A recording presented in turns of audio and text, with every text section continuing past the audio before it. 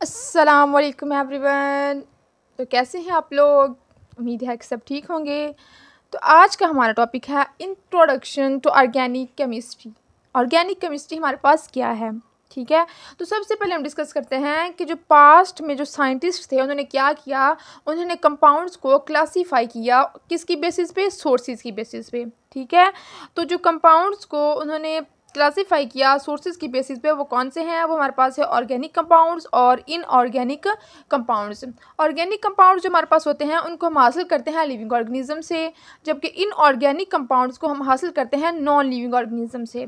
अब हम इनकी एग्जांपल्स डिस्कस कर लेते हैं। जैसे कि हमारे पास है ऑर्गेनिक कंपाउंड। ऑर्गेनिक कंपाउंड को हम कहाँ से हासिल करते हैं? वो हमारे पास होते कौन से हैं? वो होते हैं हमारे पास कार्बोहाइड्रेट्स, लिपिड्स, प्रोटीन। इनको हम लिविंग ऑर्गेनिज्म से हासिल करते हैं, जबकि हमारे पास जो साल्ट, सल्फेट, नाइट्रेट्स होते हैं इनको हम नॉन लिविंग ऑर्गेनिज्म से हासिल करते हैं। ये हमारे पास क्या होते हैं? ये हमारे पास इनऑर्गेनिक कंपाउंड्स होते हैं, ये वाले साल्ट, सल्फेट एंड नाइट्रेट्स। अब हम कुछ साइंटिस्ट के बारे में डिस्कस कर लेते हैं। सबसे पहला जो साइंटिस्ट है वो हमारे पास है Berzelius.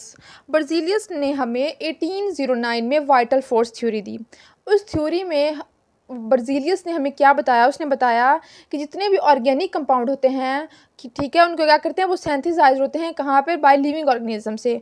Organic compounds are synthesized by living organic compounds are synthesized by living organisms. और उसने दूसरे पॉइंट में ये बताया कि जो हमारे पास हैं ऑर्गेनिक कंपाउंड्स जो भी हैं, ठीक है, उनको क्या करते हैं? वो हमारे पास लेबॉर्ट्री में उनकी प्रिपरेशन हम नहीं करवा सकते।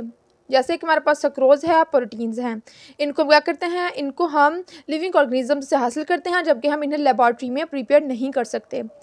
बाद में हमारे पास एक और साइंटिस्ट आया, उसका नाम था फ्रेडरिक वोहलर। उसने 1828 में क्या किया कि उसने वाइटल फोर्स थ्योरी को रिजेक्ट कर दिया। ठीक है, किस तरह से रिजेक्ट किया? उसने किया कि यूरिया को लेबॉर्ट्री में प्रिपेयर करवाया। उसने क्या किया? सबसे पहले उसने हमारे पास अमोनियम साइनेट का कंपाउंड लिया, उसे हीट किया और हीट करने के बाद किस में कन्वर्ट कर दिया? यूरिया में। ये सारा प्रोसेस उसने कहाँ पे किया? लैब में, ठीक है। तो इस तरह से फ्रेडरिक वोहलर ने बर्जीलियस की जो उसने थ्योरी दी थी वाइटल फोर्स थ्योरी, उसे क्या किया? रिजेक्ट कर दिया।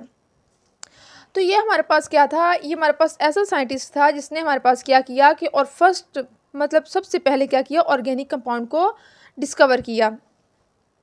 तो दैट्स वाई इसलिए हम क्या करते हैं? इसलिए हम फ्रेडरिक वोहलर को कहते हैं कि हमारे पास फादर है किसका? ऑर्गेनिक केमिस्ट्री का। तो अब ऑर्गेनिक केमिस्ट्री का एग्जैक्ट डेफिनेशन पढ़ते हैं कि हमारे पास क्या है।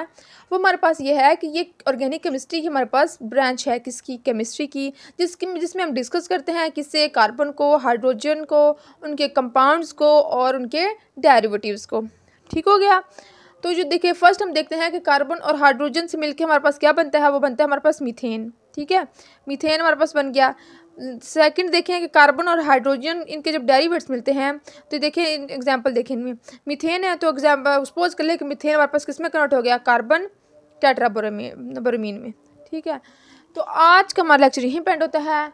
कल मिलेंगे एक नए लेक्चर के साथ। अगर वीडियो अच्छी लगी है तो चैनल को सब्सक्राइब कीजिए और अपने फ्रेंड्स के साथ शेयर कीजिए। कल मिलेंगे एक नए लेक्चर के साथ। तब तक के लिए अल्लाह हाफिज़।